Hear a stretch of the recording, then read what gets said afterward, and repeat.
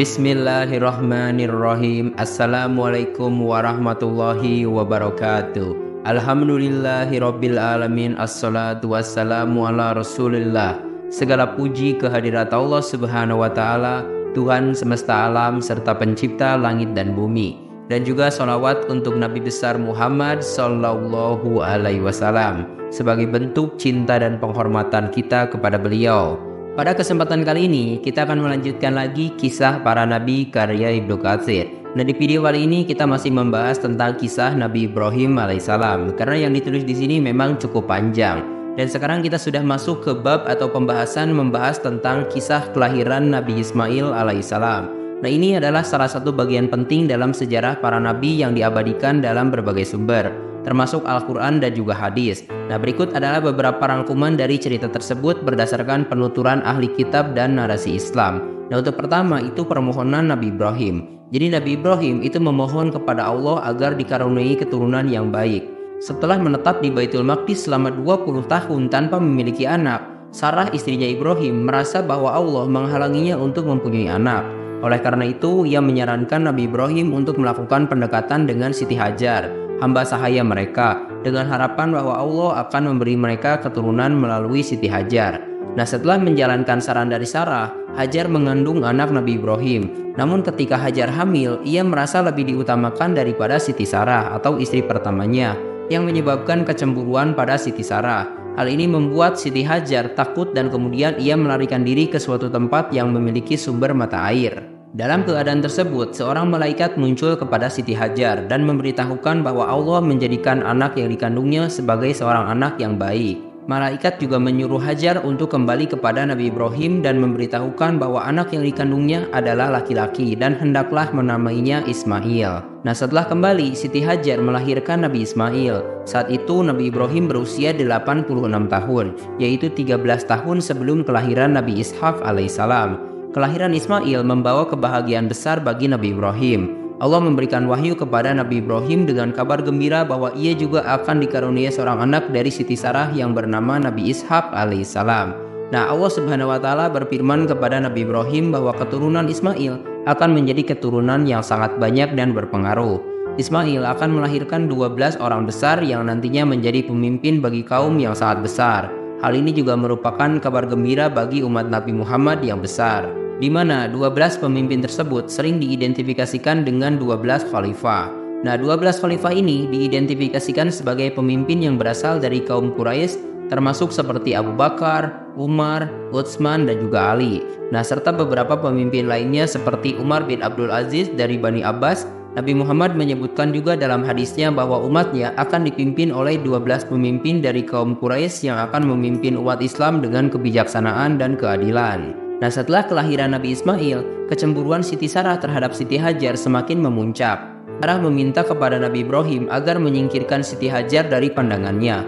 Nabi Ibrahim pun memutuskan untuk membawa Siti Hajar dan putranya Ismail ke tempat yang sekarang dikenal sebagai Mekah. Nabi Ibrahim alaihissalam membawa Hajar dan Ismail yang masih bayi menuju suatu tempat yang sepi dan tandus.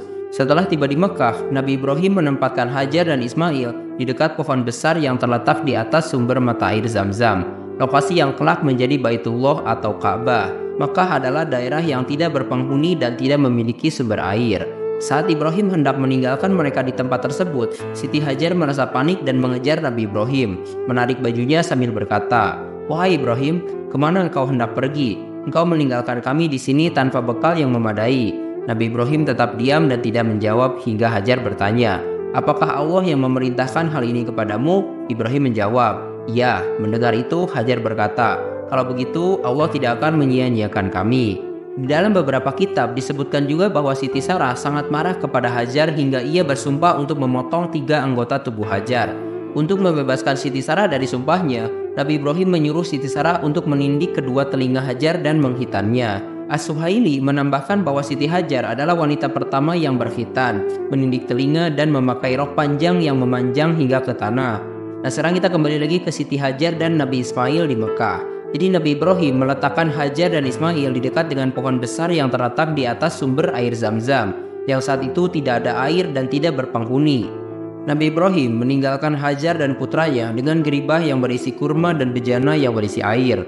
Dalam hadis yang diriwayatkan oleh Ibnu Abbas, diceritakan bahwa wanita yang pertama kali memakai rok panjang adalah Siti Hajar atau ibunya Nabi Ismail. Siti Hajar membuat roknya memanjang hingga menutupi jejak kakinya agar tidak diketahui oleh Siti Sarah. Nah, keyakinan Hajar terhadap Allah sangat kuat. Meskipun ditinggalkan di tempat yang tandus tanpa bekal yang cukup, Hajar percaya bahwa Allah tidak akan menyia-nyiakan mereka. Keyakinan ini terbukti benar ketika Allah memberikan mukjizat dengan memancarkan air Zam-Zam di bawah kaki Ismail, yang kemudian menjadi sumber kehidupan bagi mereka dan penduduk Mekah selanjutnya. Setelah meninggalkan Siti Hajar dan Nabi Ismail, Ibrahim terus berjalan hingga mencapai Thaniyah, tempat di mana ia tidak bisa dilihat oleh mereka. Di sana ia menghadap ke arah Baitullah dan berdoa dengan penuh pengharapan mengangkat kedua tangannya. Ya Tuhan kami, sesungguhnya aku telah menempatkan sebagian keturunanku di lembah yang tidak mempunyai tanam-tanaman di dekat rumah Engkau atau Baitullah yang dihormati. Ya Tuhan kami, yang demikian itu agar mereka mendirikan sholat, maka jadikanlah hati sebagian manusia cenderung kepada mereka dan beri rizkilah mereka dari buah-buahan, mudah-mudahan mereka bersyukur. Al-Quran Surah Ibrahim ayat ke-37. Setelah kepergian Nabi Ibrahim, Siti Hajar mulai menyusui Nabi Ismail dan meminum air yang tersedia. Namun ketika air di dalam bejana habis, Hajar dan Ismail mulai merasa kehausan. Nabi Ismail yang masih bayi terlihat lemas dan menangis tanpa henti karena kehausan. Sesekali kakinya menendang-nendang membuat Hajar semakin tidak tega melihat keadaan putranya. Siti Hajar kemudian memutuskan untuk mencari air. Ia pergi menuju Bukit Safa yang paling dekat dengan tempatnya berada. Ia naik ke atas bukit dan melihat ke lembah di bawahnya, berharap menemukan orang yang lewat. Namun tidak ada seorang pun yang dilihatnya. Siti Hajar pun turun dari Bukit Safa dan berjalan menuju Bukit Marwah. Di tengah perjalanan, ia mengangkat bagian bawah bajunya untuk berlari lebih cepat. Nah, Siti Hajar mendaki Bukit Marwah dan kembali melihat ke sekeliling, berharap menemukan seseorang. Namun ia tetap tidak melihat siapapun. Siti Hajar terus berjalan mondar-mandir antara Bukit Safa dan Bukit Marwah sebanyak 7 kali dalam usahanya mencari air. Perjuangan Hajar ini kemudian diabadikan dalam salah satu rukun ibadah haji yang dikenal sebagai sa'i, yaitu lari-lari kecil antara Bukit Safa dan Bukit Marwah. Ibnu Abbas meriwayatkan bahwa Nabi Muhammad pernah bersabda, oleh sebab itu, manusia melakukan sa'i atau lari-lari kecil di antara kedua bukit itu dalam pelaksanaan ibadah haji. Setelah berlari-lari antara Safa dan Marwah, malaikat Jibril datang dan menghentakkan tumitnya ke tanah, membuat air Zam-Zam memancar dari bawah kaki Ismail. Air Zam-Zam inilah yang kemudian menjadi sumber kehidupan bagi Siti Hajar dan Nabi Ismail, serta penduduk Mekah yang di kemudian hari. Nah, sekarang kita akan membahas mengenai kisah air Zam-Zam. Nah, saat mendekati Bukit Marwah dalam upayanya mencari air, Siti Hajar mendengar suara yang memerintahkannya untuk diam dan mendengarkan. Hajar kemudian mendengarkan dengan seksama suara tersebut. Setelah itu ia berkata, "Aku telah mendengarkannya. Apakah engkau dapat memberikan bantuan?" Ternyata suara itu adalah malaikat yang berada di tempat di mana air Zam-Zam akan keluar. Malaikat tersebut menghentakkan telapak kakinya ke tanah. Beberapa riwayat mengatakan dengan sayapnya, hingga keluarlah sumber air yang memancar. Siti Hajar kemudian membendung air itu dengan kedua telapak tangannya hingga membentuk kolam kecil dan berkata, "Zam-Zam," yang berarti berkumpullah. Air itu terus memancar setelah ia mencidukannya dan memasukkannya ke dalam bejana. Ibnu Abbas meriwayatkan bahwa Rasulullah pernah bersabda, "Semoga Allah mencurahkan rahmatnya kepada ibunda Ismail. Seandainya ia tidak menciduk air Zam-Zam itu, niscaya air itu tidak akan mengalir ke seluruh permukaan bumi." Siti Hajar pun meminum air Zam-Zam dan menyusui putranya Ismail. Selanjutnya malaikat berkata padanya, "Janganlah engkau takut disia-siakan, karena di tempat inilah Baitullah akan direnovasi oleh anak ini atau Nabi Ismail bersama dengan ayahnya Nabi Ibrahim. Sesungguhnya Allah tidak akan menyia-nyiakan keluarganya." Nah, sekarang kita akan langsung lompat kepada bab yang membahas tentang awal mula kehidupan di Mekah. Jadi pada mulanya, Baitullah hanya berupa suatu tempat yang tinggi di atas tanah semacam gundukan tanah. Tempat itu sering diterpa banjir sehingga sebagian kanan dan kirinya terkikis. Demikianlah keadaan tersebut terus berlanjut. Siti Hajar tetap berada di tempatnya hingga sekelompok orang dari kabilah Zulhum atau sekelompok orang yang mengunjungi Baitullah melewati suatu jalan. Mereka melihat ada seekor burung yang berputar-putar di atas angkasa. Mereka berkata, "Burung itu pasti mengintari air yang ada di bawahnya. Tetapi setahu kita di lembah ini tidak ada air." Mereka mengutus seorang utusan untuk memantau apakah di tempat itu ada sumber mata air. Utusan itu kembali dan mengabarkan bahwa ada sumber mata air di tempat itu. Mereka pun segera mendatangi tempat tersebut. Ibnu Abbas meriwayatkan bahwa saat itu Siti Hajar berada di sekitar air tersebut. Kabilah Jurhum berkata kepadanya, "Izinkanlah kami menetap di dekat tempatmu." Siti Hajar pun menjawab, "Ya silahkan, akan tetapi kalian tidak berhak menguasai air ini atas diri kami." Mereka setuju dengan syarat tersebut. Ibnu Abbas juga menyebutkan bahwa Nabi pernah bersabda, Ibunda Ismail menerima mereka dengan baik karena ia juga ingin memiliki teman yang menetap di tempat itu.